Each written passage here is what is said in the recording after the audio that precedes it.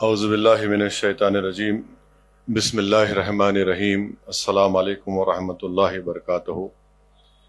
شہ نشین بتشریف فرما All India Muslim Personal Law Board کے صدر حضرت مولانا خالد سیف اللہ رحمانی صاحب، All India Muslim Personal Law Board کے جنرل سیکرٹری صاحب،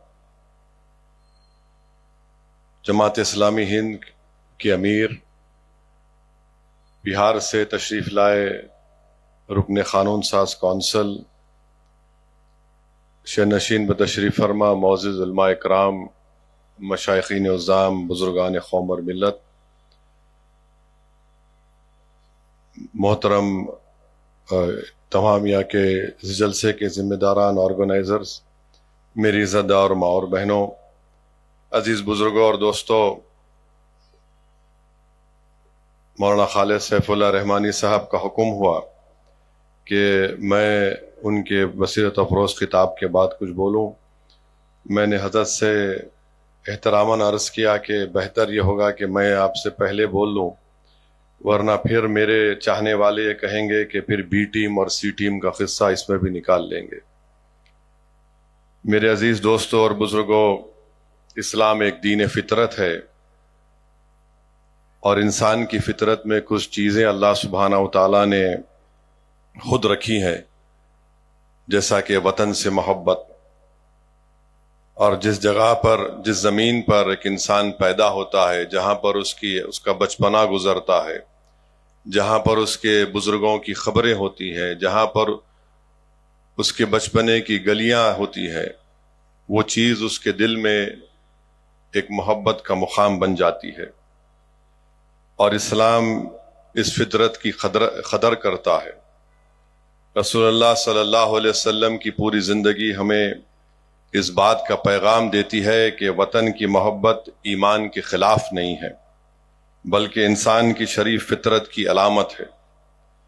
نبی کریم صلی اللہ علیہ وسلم مکہ چھوڑ رہے ہیں، 53 سالہ زندگی وہاں پر گزارے، جس سرزمین پر آپ پیدا ہوئے، جس سرزمین میں آپ کے بچپنے کی گلیاں گزری، اس مکے کو چھوڑتے وقت اللہ کے رسول صلی اللہ علیہ وسلم نے درد بھری آواز میں یہ کہا کہ مکہ، مجھے تیری زمین بڑی پسند ہے، اور درد بھری آواز میں کہا کہ تو اللہ کی زمین میں سب سے زیادہ محبوب جگہ ہے، اگر تیری قوم مجھے یہاں سے نہیں نکالتی تو میں یہاں سے نہیں جاتا۔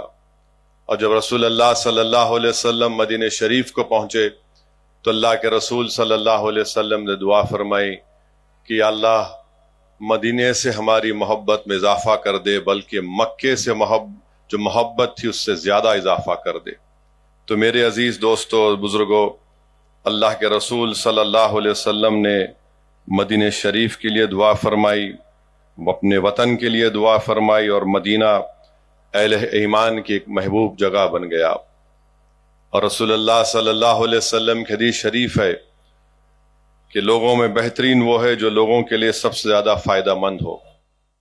اور علماء اکرام کی زبانوں سے میں نے سنا ہے کہ یہ اصل وطن سے محبت ہے۔ اگر ہم بھارت سے محبت کرتے ہیں، جو ہم کرتے ہیں، تو ہم یہاں پر فساد کو، جھوٹ کو، ظلم کو روکیں۔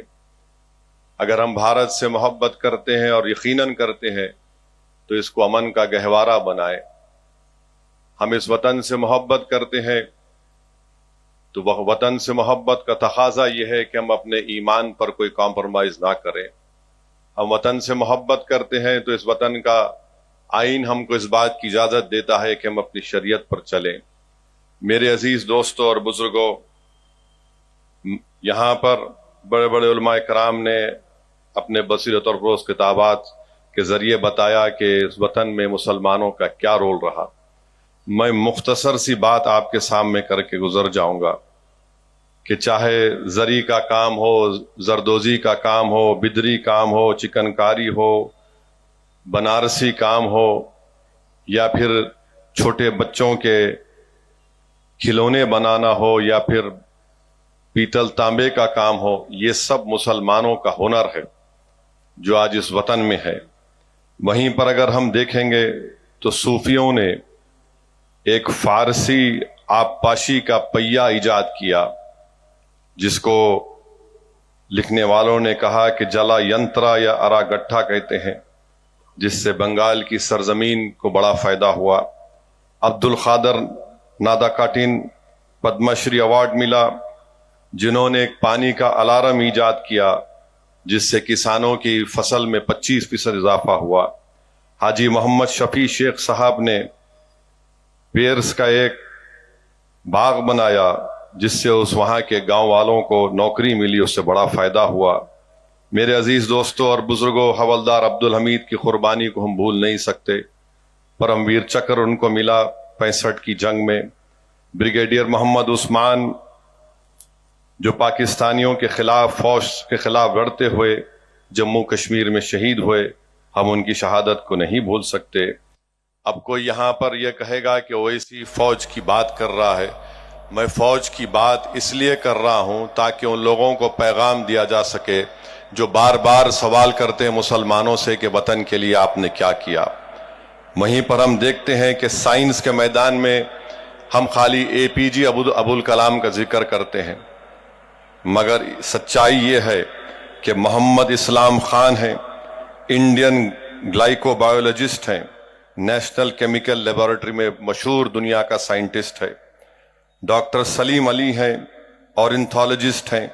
سید ظہور قاسم ہیں جو انٹارکٹیکا میں جو بھارت پہلی مرتبہ گیا تھا 1980 میں، محمد سید ظہور قاسم صاحب ساتھ تھے، اور 8 مرتبہ جو ہم انٹارکٹیکا گئے وہ انہی کی بڑی کوششوں کا نتیجہ تھا۔ ابراہیم علی ابوبکر صدیق ہے، ایگریکلچر سائنٹسٹ ہیں، اور انہوں نے اپنے ایجاد میں جینیٹکس اور پلانٹ بریڈنگ کے بارے میں جو کام کیا اس کی وجہ سے چھوٹا باسمتی بڑا مشہور ہوا۔ ان کو 2011 میں پدم شری کا ایوارڈ دیا گیا۔ یہ ہمارے چوہا نما کون قانون جس میں وکیل حسن، منا قریشی، محمد رشید، فیروز قریشی، محمد ارشاد، نصر الدین نسیم، جس کو انگریزی میں ریٹ مائنرز بولتے، جنہوں نے 40 ورکروں کی جان بچائی جو اتراکھنڈ میں کسی ایک ٹنل میں پھنس گئے تھے، اور دلی سرکار نے ماشاءاللہ اس میں ایک بچہ وکیل تھا، اس کو انعام کے طور پر بلڈوزر سے اس کا گھر بھی توڑ دیا۔ سمیع سعود، یہ کون آدمی ہے جس نے ایک پورٹیبل ECG ڈیوائس کو ایجاد کیا جو ڈیٹا کو وائرلیس کلاؤڈ سے انالیسس کر کے بھیجاتا ہے، جس سے کئی لوگوں کی جان بچتی ہے، اور یہ 99% صحیح پریڈکٹ کرتا ہے ہارٹ اٹیک کو۔ سمیع سعود اس شخص کا نام ہے۔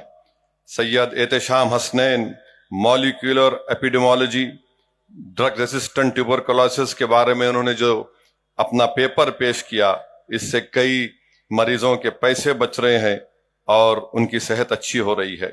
وہیں پر ہم دیکھتے ہیں کہ عبید صدیقی، اے صدیقی، یہ مولیکولر بایولوجی میں اور ایگریکل جینیٹکس میں انہوں نے کام کیا۔ عظیم پریم جی نے وپرو کو ساری دنیا میں مشہور کر دیا۔ حابل گوکری والا وہ کھاٹ کے مالک، اور پھر یوسف علی جو لولو کے مالک ہیں، انہوں نے کئی لوگوں کو نوکری دی، ریٹیل میں کا بادشاہ جس کو مانا جاتا ہے۔ وہیں پر مولانا ابوالکلام آزاد رحمۃ اللہ علیہ کی قربانیاں ہم بھول نہیں سکتے۔ پھر تعلیم کے میدان میں آپ جانتے ہیں فاطمہ شیخ کون تھی، جو ساوتری بائی پھولے کے ساتھ مل کر بچوں کو تعلیم کا انتظام کیا۔ پھر وہیں پر رابعہ جو ملا پورم کی ایک اپاہج لڑکی تھی، جس نے خواندگی کو عام کرنے کے لیے بڑے محنت کی، تو وہاں پر مرکزی حکومت نے ان کو ایوارڈ دیا۔ شاہ نواز شیخ جس کو آکسیجن مین کہتے ہیں ممبئی کا، اس نے 8000 لوگوں کی جان بچائی۔ اس نے جب دیکھا کہ اپنی دوست کی بیوی جو حاملہ تھی کووڈ میں مر گئی، تو اس نے اپنی سول کانٹریکٹر کو چھوڑ دیا، اپنی گاڑی بیچی، اور اپنی دکان میں اس نے فری آکسیجن کا سینٹر بنایا۔ 2 بھائی ہیں تجمل مزمل پاشا، جنہوں نے اپنی زمین کو بیچ کر جو غریب لوگ کولار کی ڈسٹرکٹ میں ہیں ان کے کھانے کا انتظام کرتے ہیں۔ توفیق اور حسین پٹھان یہ 2 لوگ ہیں، جب گجرات میں موربی کا برج گرا تو توفیق نے 35 لوگوں کو اسپتال لے کر گئے، اور یہ تیراک تھا حسین پٹھان، تیر کر 50 لوگوں کی جان بچائی اس ندی میں کود کر۔ آج میرے عزیز دوستوں اور بزرگوں، حقیقت یہ ہے کہ اگر ہم جس سرزمین حیدرآباد میں ہم رہتے ہیں، یہاں پر سب سے پہلا شخص اگر کوئی کالا پانی کو گیا تو شخص کا نام مولوی علاؤ الدین تھا، جو تاریخی مکہ مسجد کے امام تھے۔ 17 جولائی سن 57 کو انہوں نے جمعے کا خطبہ دیا، سلطان بازار کی ریزیڈنسی میں جا کر احتجاج کیا، اور پھر ایک لمبا قصہ ہے۔ بہرحال ان کو اٹھا کر ان کی زندگی ختم ہونے تک کالا پانی میں ان کو رکھا گیا۔ انگریز لکھ رہے تھے کہ شخص مر جائے گا، مگر یہاں کی جو حکومت تھی نظام کی سالار جنگ، وہ بولتے تھے کہ مولوی علاؤ الدین خطرناک ہے، ہم نہیں لا سکتے۔ ہمارے ملک کا ترنگا کس نے اس کو بنانے کا ایک بہت بڑا رول اگر کس کا ہے تو حیدرآباد کی ثریا طیب جی کا ہے۔ اور پھر آپ جانتے ہیں کہ عابد حسن صفرانی کون تھے؟ یہ وہ شخص تھا جو نیتا جی سبھاش چندر بوس کے ساتھ تھا۔ حیدرآباد سے ان کا تعلق، 2 سال ورلڈ جنگ عظیم، دوسری جنگ عظیم میں ان گرفتار کر لیا گیا۔ مگر ہم یہ بھی دیکھتے ہیں کہ آج ہم سے پوچھا جاتا ہے، یہ گورنمنٹ آف انڈیا کا ریکارڈ ہے، فارن ایکسچینج 38% گلف کوآپریشن ممالک سے آتا ہے، اور جی سی سی میں سب سے زیادہ کام کرنے والے مسلمان ہیں۔ 38% بھارت کو فارن ایکسچینج ریمیٹنس جس کو بولتے ہیں آتا ہے۔ ہاں، یہ بات سچ ہے کہ ایڈوانس اکانومیز جو امریکہ، یونائٹڈ کنگڈم، آسٹریلیا، سنگاپور ہے، ان سے زیادہ آ رہا ہے، مگر وہاں پر بھی مسلمان بچے ہیں۔ ان تمام کے بعد بھی ہم پہ الزام لگاتے ہیں۔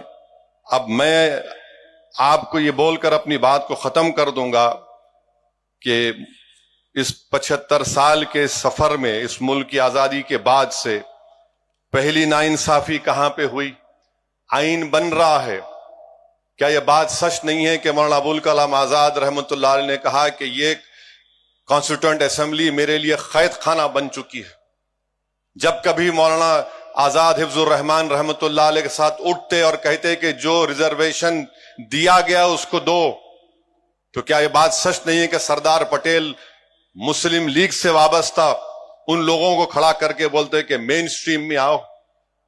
پھر اس کے بعد آپ دیکھیں گے کہ سمویدھان کا مائنارٹی رائٹس کی جو کمیٹی بنائی گئی، سردار پٹیل کو ذمہ داری دی گئی۔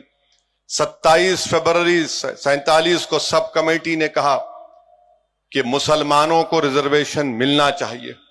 8 اگست 47 کو اس کو وڈرا کر لیا گیا۔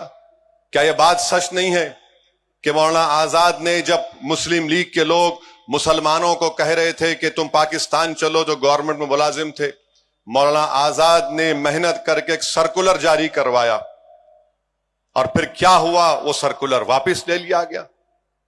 اس سرکولر میں کیا پھر بعد میں کیا لکھا گیا کہ اقلیتوں کی برابری ان کو دیا جائے گا؟ کہیں پر نظر نہیں آتا وہ۔ اور پھر آپ دیکھتے ہیں کہ اس لمبے ہمارے ملک کے سفر میں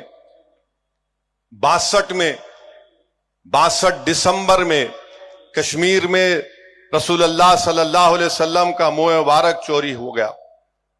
کیا آپ جانتے ہیں کہ 8 لاکھ مسلمانوں کو اس وقت ایسٹ پاکستان میں ڈھکیل دیا گیا؟ 8 لاکھ، یہ ڈیٹا ہے اس کا۔ فسادات کتنے ہوئے؟ نلی کا میسکر ہوا آسام میں، آپ نے دیکھا فساد ہوا ہاشم پورہ کا، ملیانہ کا۔ ہم اور آپ نے دیکھا گجرات میں، بلکہ 69 کا فساد تو 2002 سے بدترین تھا۔ پھر 2002 کی نسل کشی ہم نے دیکھی، 2019 کا دلی کا فساد دیکھا، حیدرآباد کے فسادات ہم نے دیکھے۔ مگر ایک بات جو لوگ سمجھتے نہیں ہے وہ یہ ہے کہ ان تمام فسادات کو ہم نے دیکھا، ہماری مسجد کو شہید کر دیا گیا، اور کورٹ کا جب فیصلہ آیا تو کورٹ نے کہا کسی نے شہید نہیں کیا۔ سپریم کورٹ کا فیصلہ آیا تو کہا کہ آستھا کی بنیاد پر مسجد آپ کو نہیں دی جا سکتی۔ ملک کی تاریخ اٹھا کر پڑھ لو، جو لوگ آج مسلمانوں کو گالی دیتے ہیں اور وفاداری کا سرٹیفکیٹ ہم سے پوچھتے ہیں، اتنا سب ہم نے سہا اور کل بھی سہیں گے، مگر وطن سے نفرت کے مظاہرے نہیں کیے۔ اقتدار پر بیٹھ کر ظلم کرنے والوں سے ہم نے کہا کہ تم ظالم ہو، ہم تم سے نفرت کرتے۔ تو مسلمانوں کو اگر تم دبا رہے ہو تو تم بھارت کو کمزور کر رہے ہو. اگر بھارت ایک دنیا کا امن گاہ بننا چاہتا ہے, ایک ڈیولپ کنٹری بننا چاہتا ہے, کیسے بنے گا جب آپ 19 کروڑ مسلمانوں کو اس طرح حقارت کی نظر سے دیکھیں گے, ان سے ناانصافی کریں گے. اور سمویدھان میں رائٹ ٹو ایکوالٹی جو ہے وہ سبسٹینٹیو ایکوالٹی ہے, آپ اس کو بھول جاتے ہیں. مسجد کا فیصلہ ہمارے خلاف آیا تو کیا کسی مسلمان نے کورٹ میں جا کر کسی جج کے اوپر جوتا پھینکا؟ جوتا پھینکنے والے کے بارے میں ایک لفظ نہیں بولا جاتا, نہ میڈیا میں بولا جاتا ہے, کیونکہ وہ اعلیٰ ذات سے اس کا تعلق تھا. ہماری وطن سے محبت ہے اور رہے گی. تم حکمران ہو تو تمہاری وجہ سے ڈر کر نہیں, بلکہ وطن کی محبت ہماری ہے اور رہے گی انشاءاللہ تعالی. میرے عزیز دوستوں اور بزرگوں, یہاں پر یہ بھی کہنا ضروری ہے کہ جب وطن کی محبت کی بات ہم کرتے ہیں تو جو تعلیم ادارے مسلمانوں نے قائم کیے, اگر کوئی اس تعلیم ادارے میں بیٹھ کر بم بنانے کی سازش کرتا ہے تو ہم اس کی بھی مذمت کرتے ہیں. ایک ادارہ بنانا کتنا مشکل کام ہوتا ہے, اور ایسے ظالم لوگ ہیں جو ایک مدرسے کا کمرہ نہیں بنا سکتے, جو اسکول کا کمرہ نہیں بنا سکتے, ظالم امونیم نائٹرائٹ لے کے بیٹھتے ہیں. 14 لوگ مارے گئے, مسلمان بھی مارے گئے, ہندو بھی مارے گئے. تو ایسی ذہنیت کے لوگوں کے خلاف بھی ہم کو ان کی کھل کر مذمت کرنی چاہیے. یہ جو ملک کا دشمن ہے وہ ہمارا دشمن ہے.